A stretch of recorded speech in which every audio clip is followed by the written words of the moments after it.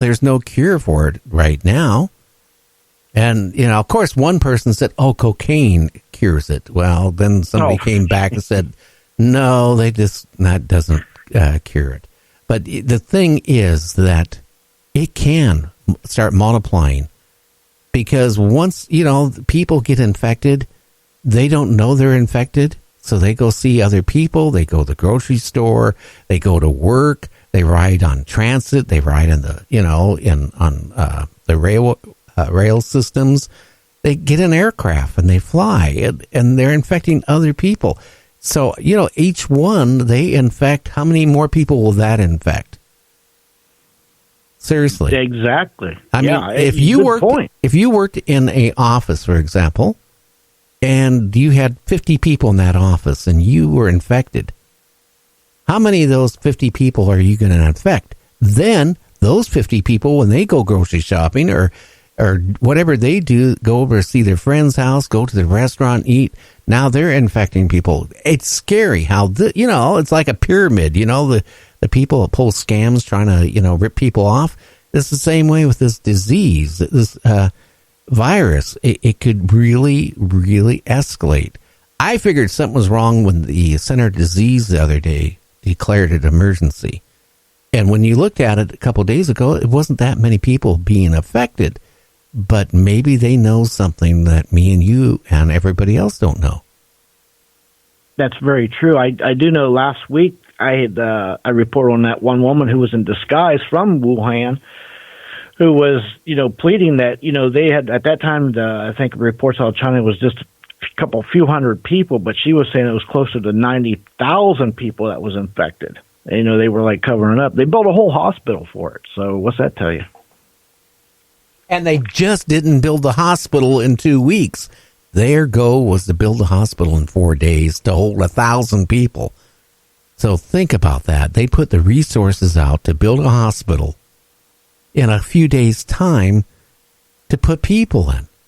Now, I also got an email from somebody today that works for a government agency. Says, well, think about FEMA camps. Ha ha. Yeah, that's scary right there, because look at all the camps they built, planning on, I think, use them as like prison camps for martial law more than helping people. Well, you know what? Again, if all of a sudden people start coming infected or been around people that have been affected, maybe, if it gets out of control and we can't put a damper on it here in the next week or two, it could get really scary. And like right now, people are so involved with what's going on in Washington, D.C. and everything else. They're not really thinking about, wow, this virus. People don't think about things till it happens and hits them. Then they realize we got something going on. Yeah, and by that time, it's usually too late. You're past the point of no return, unfortunately. Well, look at what happened with the Spanish flu or whatever that was, and all this other stuff through the years where mass amount of people perished. Here, this thing has migrated from bats to humans. It's really scary, and how it got out of control so fast. Now, I think probably in China, they knew about it for a lot longer than they admitted, because I can't believe it just happened overnight and it just went on from somebody eating bat soup to, being infected with this virus. But you know what? When you saw that video, didn't it scare you? It did scare me. I thought I was watching the wrong video. Like, I didn't think it matched with the sickness. Then I kept watching. I was like, oh, this is morphed into something even more scary. It's like some of them zombie movies that you were talking about. Well, that little clip came from Australia, okay? And what was interesting about it, the guy was sitting in a control room, and he was on a computer. And, he kind of all of a sudden, didn't feel good. He kind of put his arm out. And the next thing you know, he's going through convulsions, and who knows what he was going through on the floor. And it happened just like in a heartbeat. That really, really scared me. And another scary thing about that, Gary, imagine if that hit about 1,000 people that were in the middle of driving down the highway going 70 mile an hour. Well, you'd have thousands of people being killed because they would lose control of their car. When this hits you, you have no control. I mean, you are pretty much out of it. Your just body, it just goes into convulsions and weird things, and you're screaming in pain and all this stuff. You heard the guy screaming too. It's scary. It just kind of like you're watching a scene of, the living dead or something. That's what it reminded me of instantly when I saw that. Yeah, well, you're right. And the scary part was the guy was sitting on a stool doing something on the bench. Like you said, he stuck his arm out. And he was on a computer. When he went into the, he was on a computer. Or on a computer. And when he went into that, he went stiff and fell clear over like he was knocked out. He couldn't control none of his body functions, and he was convulsing, like a seizure and making noises, and he couldn't control none of that. Yeah, but I never seen anybody go through that type of seizure like that. And that's what I've seen with these hospital scenes, out of China. The people would be on gurneys, in the hallway of the hospital waiting, to be seen. And, 1 minute they're talking to somebody, the next second they're going through these convulsions, and, it's scary. It's just really, really scary. And again, very few people have survived it. Right. And then what's going to happen when that disease, eventually it mutates into something stronger? That's even another scary thought. Well, you think about it, as it keeps infecting people, it's going to start, because we use a lot of antibiotics here in this country. So in our bodies, you drink milk, you got antibiotics. You eat steak, you got antibiotics in you. Your whole body is full of massive amount of antibiotics. In some of these other countries, they don't have that issue because they don't use it. Now, if it migrates in this country, who knows when it starts getting into these bodies, right? And there's all these antibiotics in these people's bodies, and it migrates to something else. It could just keep going on and on and on. It could, be really, really scary. And I'm not trying to scare people. It's just people need to open their eyes and watch the news. I mean, hey, we already know it's a done deal in Washington, D.C. Where now we need to really start thinking about what is going on. And again, why would the Center of Disease declare emergency the other day, but you're not really hearing anything much about it on the news? No, you're not. That's scary. That tells me that they either don't want to say everything, or they don't know everything, or they're holding back. Well, I myself, if I was out in the public, holding a job where, you have to greet people or be around people, I would be really nervous because, I don't think wearing even a face mask is really going to protect you, because it's not going to filter out the virus. You might think it's filtering out. It might help a little bit, but, unless you're using a gas mask or something that's going to actually filter out a virus, I don't think wearing a gauze mask or whatever they're made out of is going to protect you. No. And, I was kind of paranoid the other day when I had to go to Walmart, because they can be really crowded. And then what about the people working in the airports like Atlanta and Chicago that are, a couple of the biggest airports in the country? Oh, yeah. Well, how about your local butcher? How about the guy working in the sandwich shop? How about the guy bottling beer, or soda or whatever? We don't know. That's right now, it's your breath.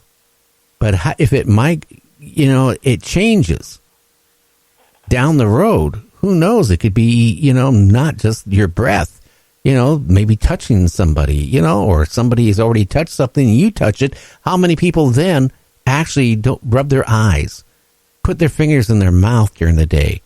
Any of that stuff, if you have this virus, on you, you're putting it into your, into your system really fast. Yeah, he's absolutely right, because that stuff does mutate. It will get stronger eventually. And, all these games, you got basketball games, tons of people at them, and anything inside like that. And you're around a lot of people. And the odds are, if there's 20,000 people at a basketball game, say, the odds are there's going to be probably more than one there that's probably got the disease. Well, let's hope they can, find a cure for this very fastly before it starts spreading. It seems like in the news today, it kind of like all of a sudden, you don't hear much about it today. And we already know that yesterday they were talking a lot about it, and they have for the past week and a half. And then all of a sudden it's like, ooh, now they're not talking about it. So what is going on?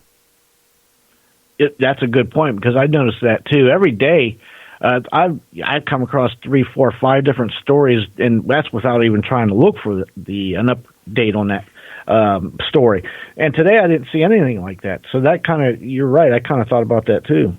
Well, a few years ago, a guy, when there was that, I'm trying to think whatever that powder was. It was it would kill you. But I'm trying to think, he was really worried about biological, attack.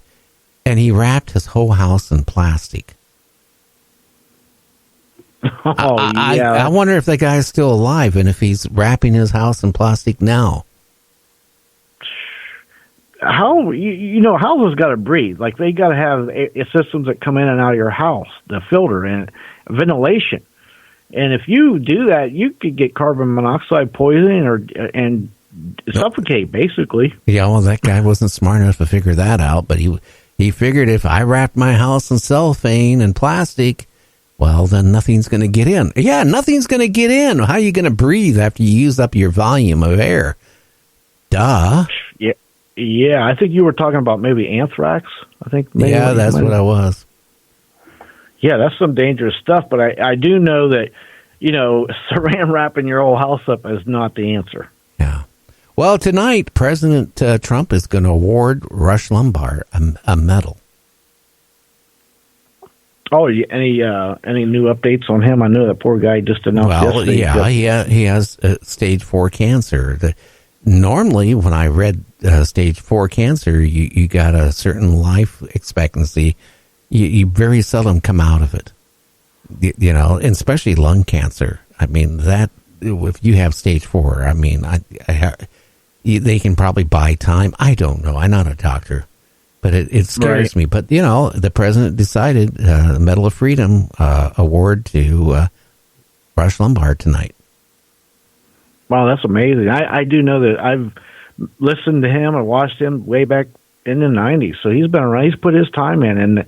And again, like you said, that guy could talk 3 hours with just on and on. Oh, yeah. Well, anyway, we're going to go on break, and when we come back, James is going to do the news, and then we're going to bring our guest on and talk about unknown objects. So stay tuned. You're listening to Night Dreams Talk Radio.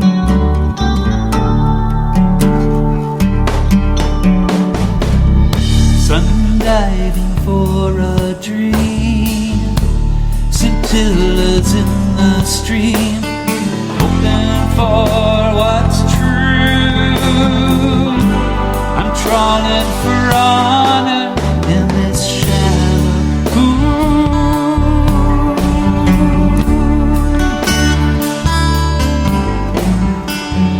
Borealis starlit crown arches over the Puget Sound. Berenice's hair drapes the horizon to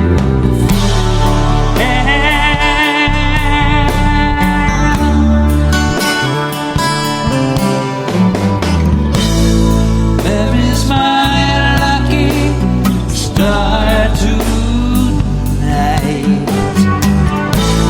seventh sister of the Pleiades. Walks in beauty like the night, oh, that is best, dark and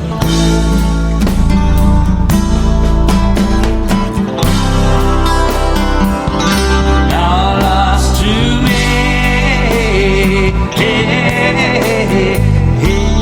You can advertise your business on Night Dreams Talk